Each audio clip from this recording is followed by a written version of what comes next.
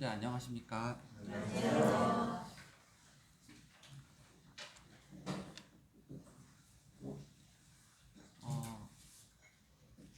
다음 주가 저희 전도 세미나 시작하게 되는데요.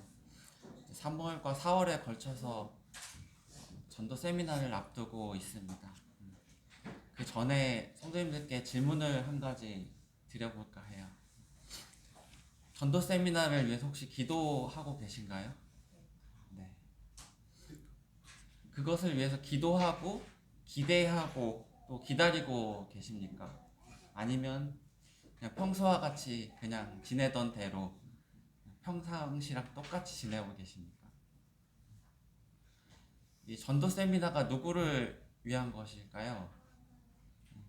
구도자만을 위한 것일까요? 물론 맞지만 전도의 사명을 가진 모든 그리스도인들에게 필요한 것이죠. 교회 장로들에게만 필요한가요? 아니면 교사들에게만 필요한가요? 그렇지 않죠. 또 어른들에게만 필요할까요? 그렇지 않습니다. 이 복음을 믿고 그것을 받고 그리스도를 주로 영접한 모든 성도에게 필요한 것입니다. 우리는 이것을 생각하고 기도하고 준비해야 하는 것이 바람직할 것입니다. 오늘은 어떤 것을 가지고 성도님들과 나눠볼까 고민하던 중에 우리가 앞으로 있을 전도 세미나를 위해서 우리의 마음을 준비하는 시간이 필요하겠다 이런 생각을 주셨습니다. 본문 말씀을 보기 전에 말씀을 몇 가지 찾아보고자 합니다. 디모데후서 3장 12절 말씀입니다. 디모데후서 3장 12절입니다.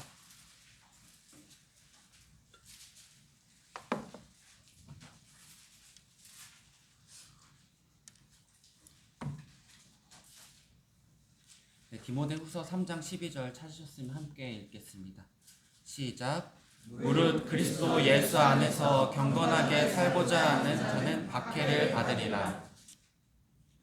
제가 어떤 말씀을 드리게 될지 짐작이 가시나요? 한 가지 더 질문을 드려볼게요. 성도님들은 박해를 받고 살고 계신가요? 그 정도의 크고 작음을 떠나서 그리스도로 인해서 우리가 박해나 고난을 받고 살고 계십니까? 아니면 세상에서 특별한 걸림이 없이 그냥 평화로운 상태로 살고 계신가요? 바울은 이 말씀을 통해서 말하고 있습니다. 무릇 그리스도 예수 안에서 경건하게 살고자 하는 자는 박해를 받으리라. 우리가 세상에서 경건하게 살고자 할 때 우리는 박해를 받습니다. 말씀에 분명히 나와 있습니다. 또 한 가지 말씀 구절을 찾아보겠습니다. 요한복음 15장 18절 19절입니다. 요한복음 15장 18절 19절입니다.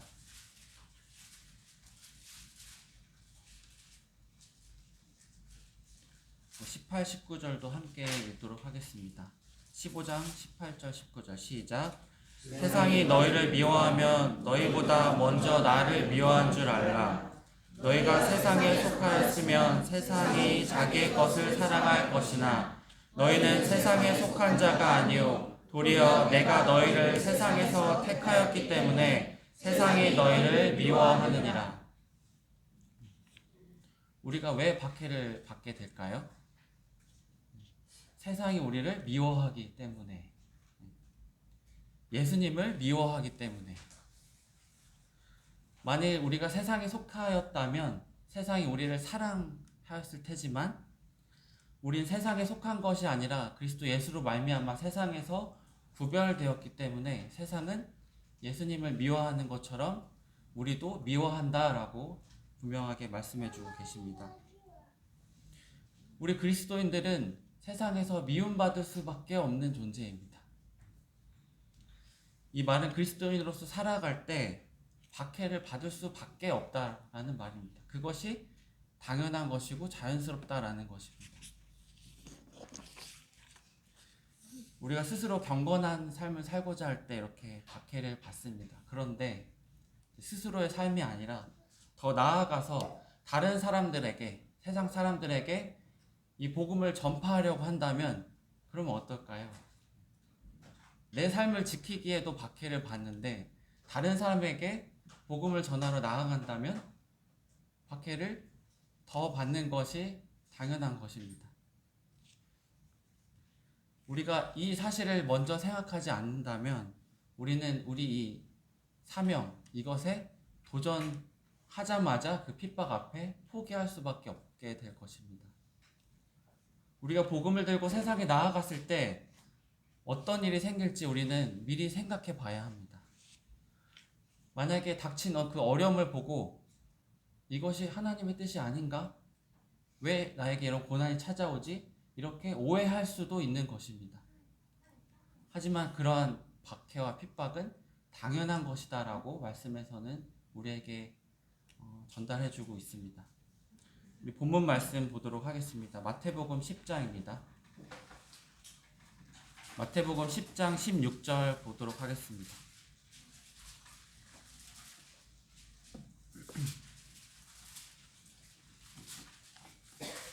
마태복음 10장 16절입니다.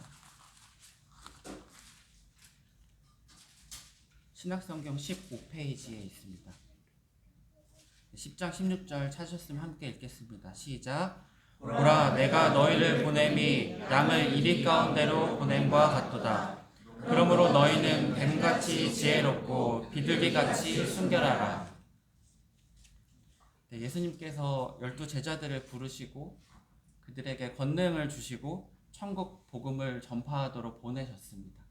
그렇게 보내시면서 그 사명을 받은 제자들이 떠나기 전에 예수님께서 이렇게 말씀을 하고 계신 것입니다. 여기 4마리 동물이 나오는데요. 양과 이리, 뱀, 비둘기. 다 제 전문 분야는 아니긴 하지만 또 이게 무엇을 의미하는가 제가 열심히 공부를 해봤습니다. 양은 어떤 동물일까요? 양 하면 어떤 느낌이 드시나요?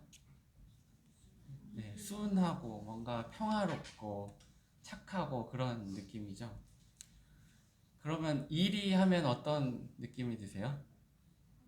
네, 사납고 공격적이고 포악하고. 이제 저희 도영이도 동화책을 읽어주면 이리는 잡아먹는 존재로 항상 나옵니다. 주인공은 양이나 어린 돼지 이렇게.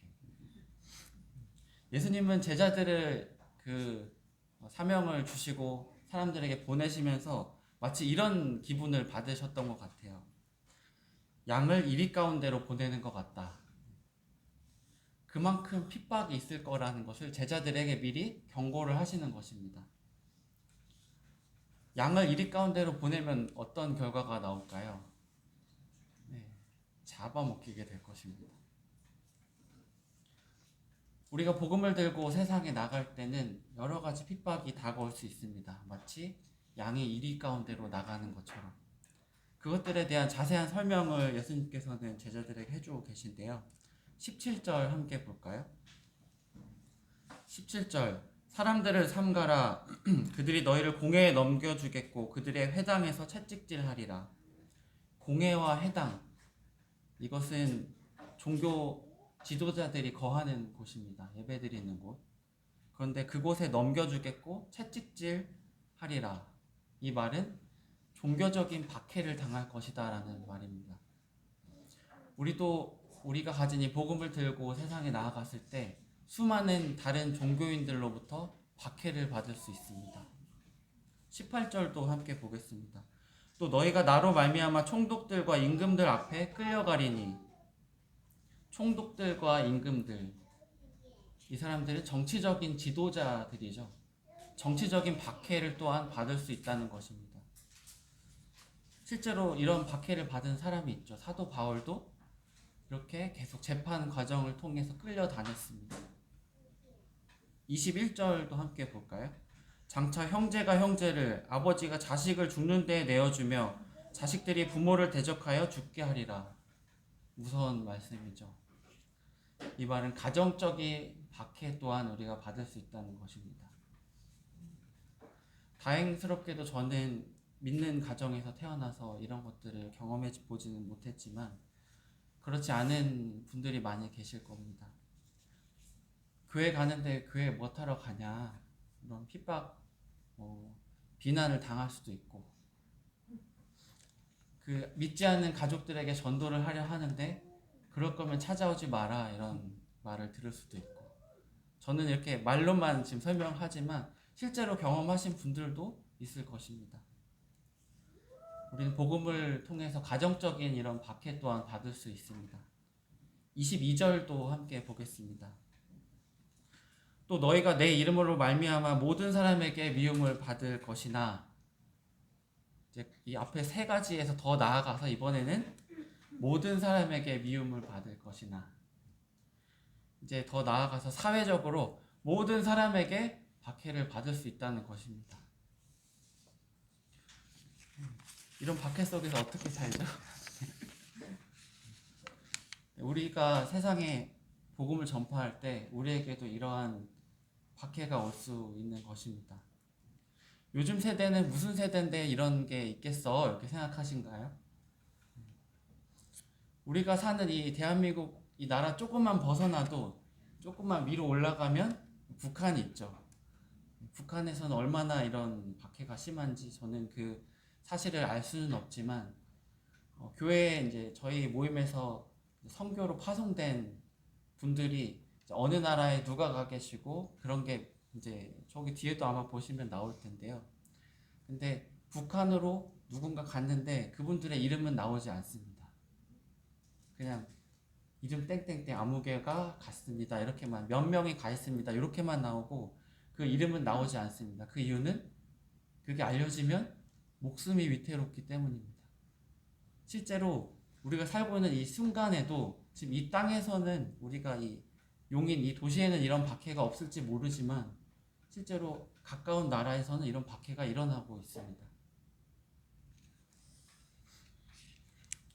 또 언젠가 미래에 어떤 위정자가 세워져서 우리에게 정치적으로 모든 교회를 박해하게 될지 우리는 알 수 없는 것입니다. 분명한 사실은 우리가 이제 복음을 가지고 우리 주변에 이 복음을 전파하도록 나가게 된다면 박해가 반드시 찾아온다는 것입니다. 그러므로 예수님께서는 제자들에게 내가 너희를 보내는 것이 마치 양을 이리 가운데로 보내는 것과 같다 이렇게 말씀하시면서 그 뒤이어서 말씀하십니다. 너희는 뱀같이 지혜롭고 비둘기같이 순결하라. 다시 본문으로 돌아가시면 나오는데요. 마태복음 10장 16절에 이렇게 나와 있죠. 또 동물 두 가지를 또 살펴보겠습니다. 이제 먼저 뱀입니다. 뱀하면 어떤 느낌이 드시나요? 간사하고 징그럽고. 지난번에 예전에 도영이와 함께 그 동물들 있는 작은 뭐라고 해야 되나, 테마파크라고 해야 되나, 그런 데를 갔는데 실제로 커다란 뱀을 꺼내더니 목에 이렇게 걸어가 주더라고요. 의외로 어린애들이 그런 걸 잘 하는 것을 보았습니다. 우리가 뱀 하면 그런 징그러운 느낌을 받을 수 있지만 이 말씀을 하시면서 예수님께서는 뱀같이 지혜롭고라고 말씀하셨습니다. 뱀이 지혜롭다라는 게 우리 문화권에서는 잘 이해가 되지 않을 수 있습니다. 지혜로운 동물 하면 옛날 얘기를 떠올리면서 여우, 꽤 많은 여우 이런 것들을 떠올릴 수 있지만 그 당시에 뭐 이집트나 팔레스타인 이 지역에서는 뱀이 지혜로운 동물이었습니다. 이 뱀같이 지혜롭고라는 이 말은 신중하고 분별력을 가지고 위험에서 벗어나야 한다라는 말입니다. 우리는 이 뱀같이 지혜로워야 합니다. 우리가 앞으로 겪게 될 이 박해가 무엇으로부터 오는가? 만약에 이 박해가 내 스스로의 허물이나 잘못 때문에 오는데, 그런 도덕적인 문제로 오는 박해임에도 불구하고 내가 그리스도인이니까 이런 박해가 오는구나, 스스로 정당화하고 나는 떳떳해라고 한다면 그것은 잘못된 것이겠죠. 이 박해가 그리스도를 전함으로 말미암아 온다면 우리는 우리에게 다가오는 그 박해 가운데서 인내하고 견딜 것인가? 언제까지 견딜 것인가? 물론 인내해야 합니다. 하지만 무작정 견디는 것이 정답이 아닐 때도 있습니다. 10장 23절을 볼까요? 마태복음 10장 23절입니다. 제가 읽어드리겠습니다. 초반부 보시면 이 동네에서 너희를 박해하거든 저 동네로 피하라. 예수님께서 또 제자들에게 피할 것을 말씀하셨어요. 그 박해에서. 무조건 견디다가 이리에게 목숨을 빼앗기는 것은 지혜롭지 못한 것일 수 있습니다. 때로는 피할 때는 피해야 한다. 예수님께서도 이렇게 말씀하십니다. 잠시 사도행전 8장 말씀을 함께 찾아보도록 하겠습니다. 사도행전 8장 1절부터 4절 말씀을 보도록 하겠습니다.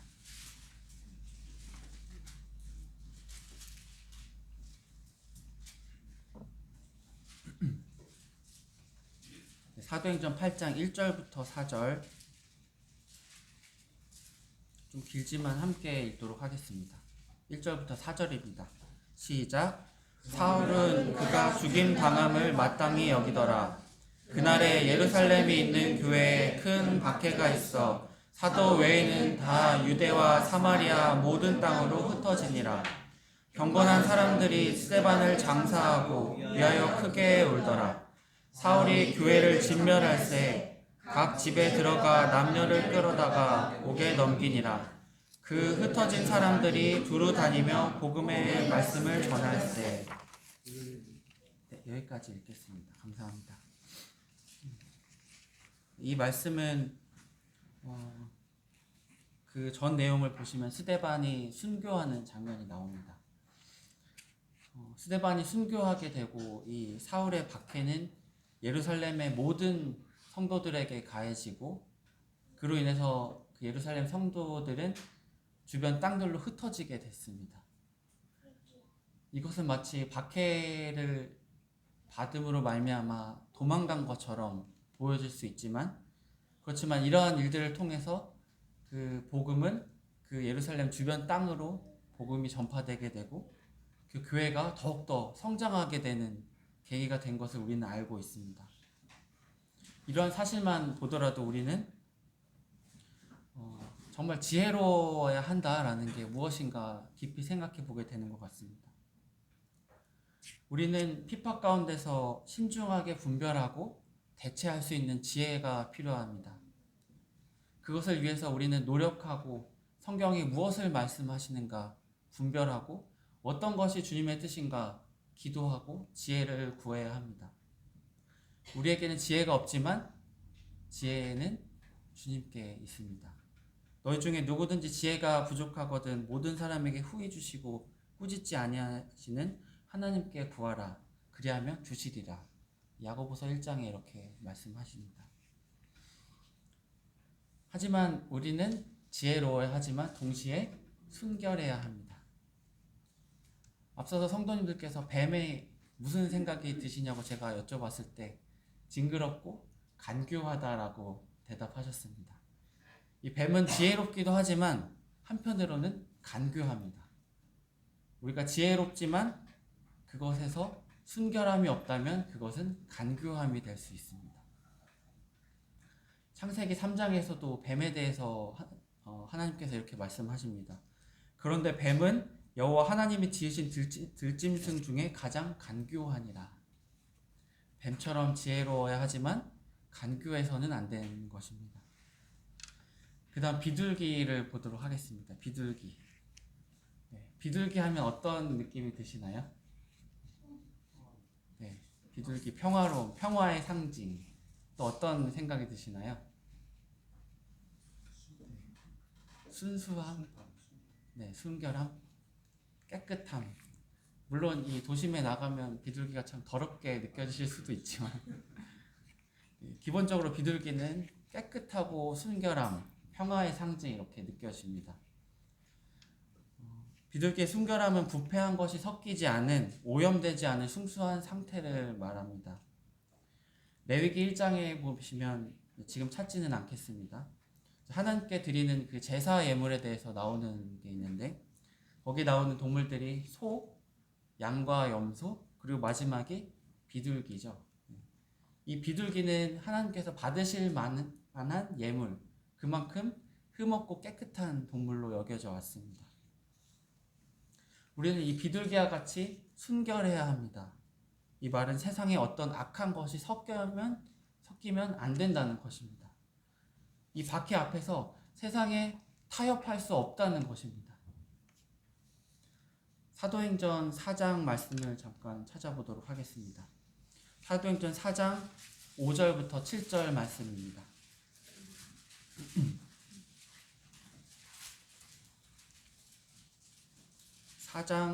사도행전 4장 5절부터 7절 말씀입니다. 5절, 6절, 7절 함께 읽겠습니다. 시작. 이튿날 관리들과 장로들과 서기관들이 예루살렘에 모였는데 대제사장 안나스와 가야바와 요한과 알렉산더와 및 대제사장의 문중이 다 참여하여 사도들을 가운데 세우고 묻되 너희가 무슨 권세와 누구의 이름으로 이 일을 행하였느냐. 그 뒤에 18, 19, 20절도 함께 보도록 하겠습니다. 18, 19절, 20절 시작. 그들을 불러 경고하여 도무지 예수의 이름으로 말하지도 말고 가르치지도 말라 하니 베드로와 요한과 그때 하나님 앞에서 너희의 말을 듣는 것이 하나님의 말씀을 듣는 것보다 옳은가 판단하라. 우리는 보고 들은 것을 말하지 않을 수 없다 하니. 네.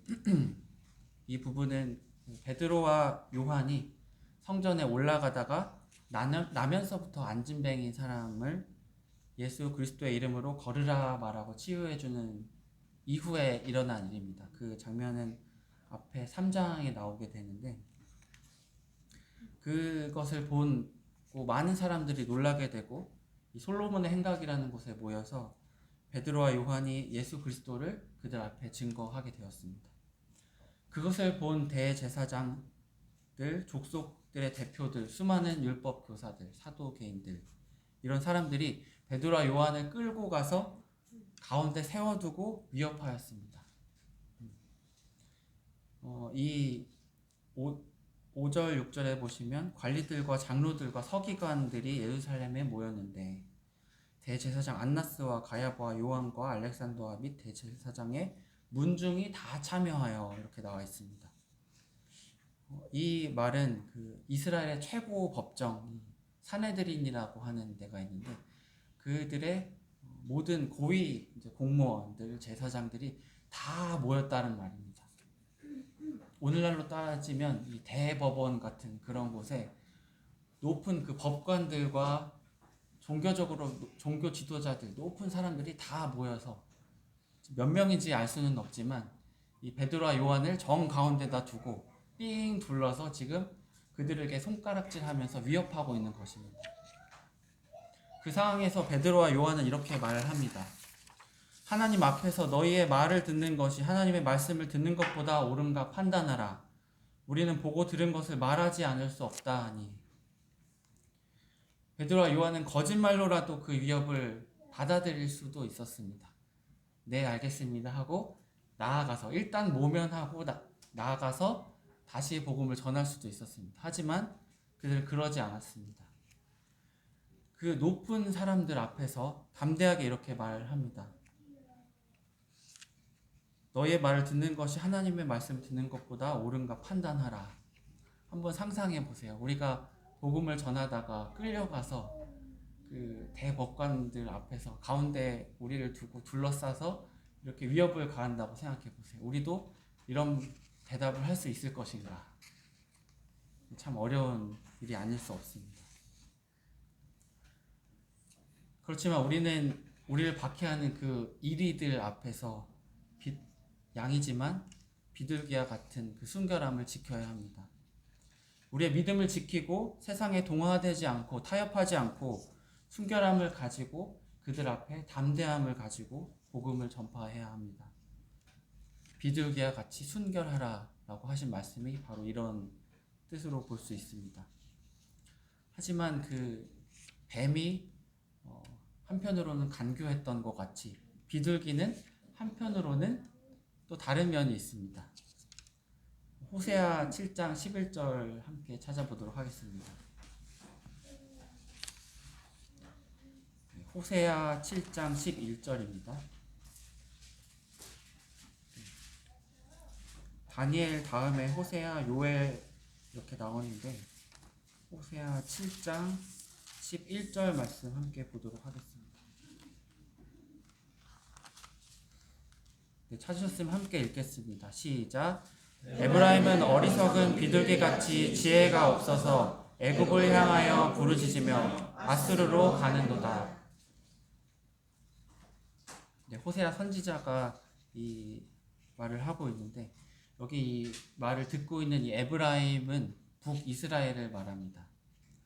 이 북이스라엘은 주변의 이 강대국들 사이에서 고난을 당하고 있었는데 나중에 결국에는 아수르의 그 지배를 받게 되지만 지금 에브라임은 어리석은 비둘기같이 지혜가 없어서 지혜가 없다고 말씀하시면서 어리석은 비둘기 같다라고 말씀을 하십니다.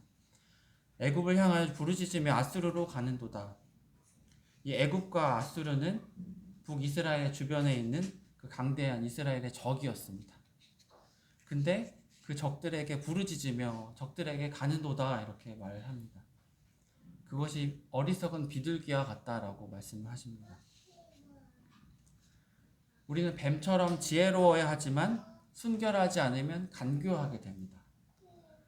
우리는 비둘기처럼 순결해야 되지만 지혜가 없으면 어리석게 되는 것입니다.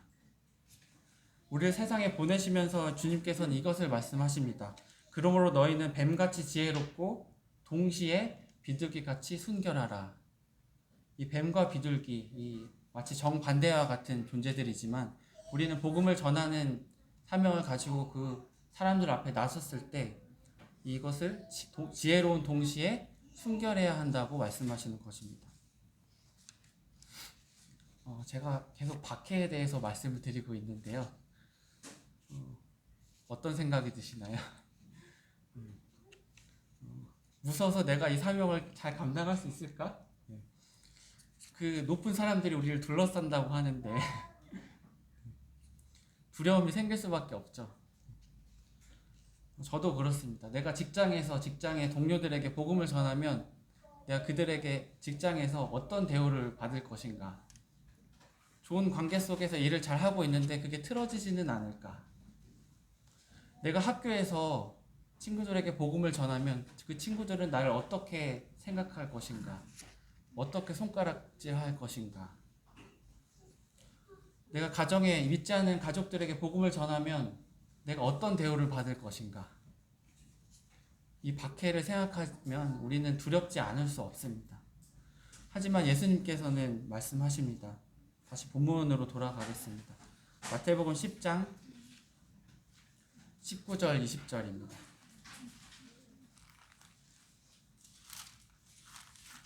마태복음 10장 19절 20절 함께 읽도록 하겠습니다. 19절 20절 시작. 너희를 넘겨줄 때에 어떻게 또는 무엇을 말할까 염려하지 말라. 그때 너희에게 할 말을 주시리니 말하는 이는 너희가 아니라 너희 속에서 말씀하는 이니 곧 너희 아버지의 성령이시니라. 우리가 박해 가운데 복음을 전할 때 염려하지 말라라고 말씀하십니다. 그리고 또 우리에게 할 말을 주신다고 하십니다. 누구의 말이죠? 네, 우리 아버지 성령님의 말씀입니다. 이 말이 무슨 말일까요? 우리가 비록 양으로서 이리 가운데로 들어가겠지만 우리가 혼자 간다는 것인가요? 네, 그렇지 않습니다. 우리 아버지께서 우리와 함께 가신다는 것입니다. 우리가 연약한 양으로서 공격적이고 무서운 이리 가운데로 가겠지만 우리의 참된 목자 되시는 분, 그 선한 목자 되시는 분께서 우리와 함께 가시는 것입니다. 그 선한 목자는 심지어 양을 위해서 무엇까지 하시는 분이죠? 네, 자기 목숨을 버리시는 분. 나는 선한 목자라. 선한 목자는 양들을 위하여 목숨을 버리거니와. 요한복음 10장에 이렇게 나와 있죠. 우리를 위해서 목숨을 버리시는 그 선한 목자 되시는 그분께서 우리와 함께 가신다는 것입니다. 그리고 또 한 가지 중요한 것이 있습니다. 우리는 우리가 겪게 될 박해, 핍박이 마치 좋지 않은 것, 나에게 해로운 것이라고 생각하는 경향이 있습니다. 복음을 전할 때 순탄하면 좋고 기쁘고 감사하고, 그런데 그렇지 않고 박해나 핍박이 오면 싫고 기쁨이 없고 감사가 없고 원망하게 되고, 그렇죠. 근데 사실은 그렇지 않습니다. 마태복음 5장 말씀을 보겠습니다. 그 전으로 좀 보셔서 5장 10절 12절 말씀을 보겠습니다.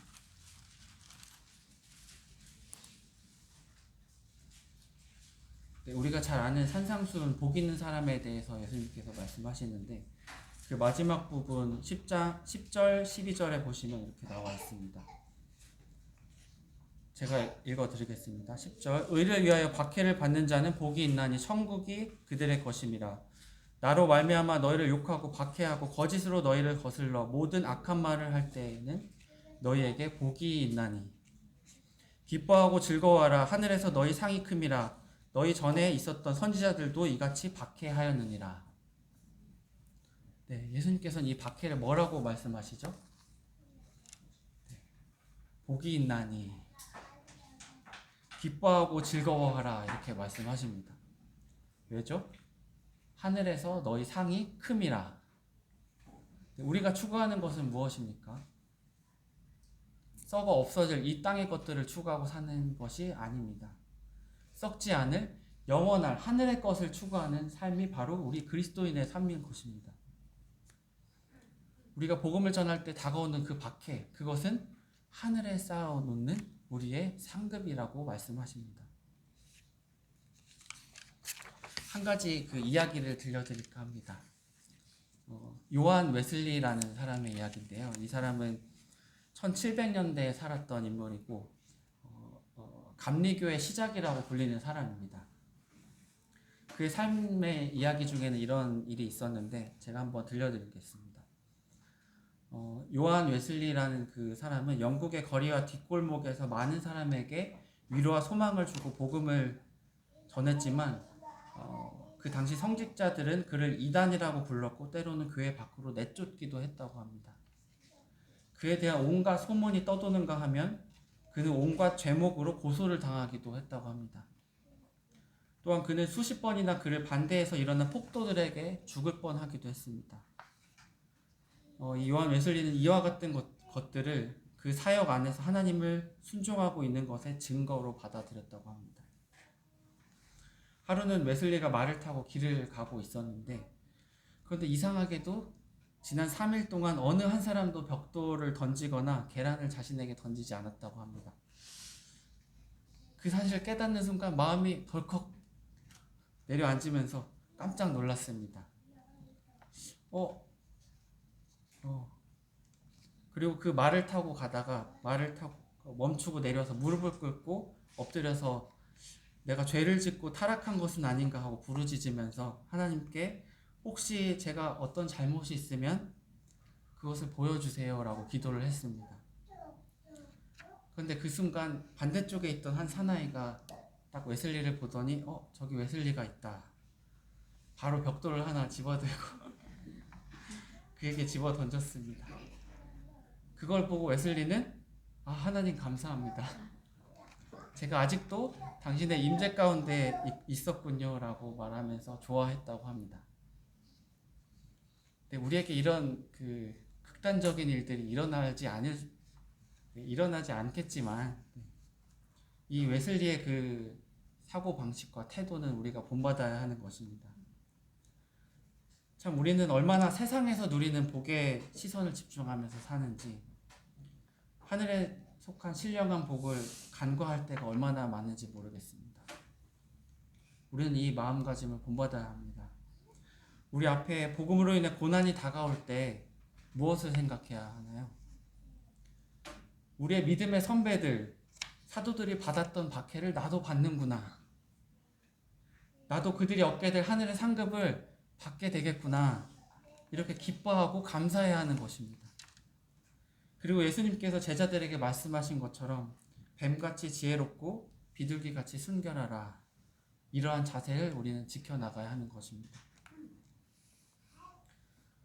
네, 이제 우리가 전도 세미나를 앞두고 있는데 실제로 우리가 나아가서 복음을 전할 때 박해를 두고 어떤 생각이 드실 것 같으세요? 이런 기쁨이 오실 것 같으신가요? 네, 우리가 이 모든 일들 앞에서 하늘의 상급을 쌓는 일들의 소망을 가지시기를 바랍니다. 이를 위해서 기도하고 배우고 지혜를 주시도록 순결함을 지켜주실 수 있도록 기도하시기를 바랍니다. 정말 그러므로 우리 용인교회를 통해서 정말 하나님께서 이 용인교회에 더 많은 영혼을 더해 주시고 우리 용인교회가 더 하나님 앞에서 쓰임 받을 수 있는 그런 교회가 될 수 있기를 간절히 소망합니다. 기도드리고 말씀 마치도록 하겠습니다.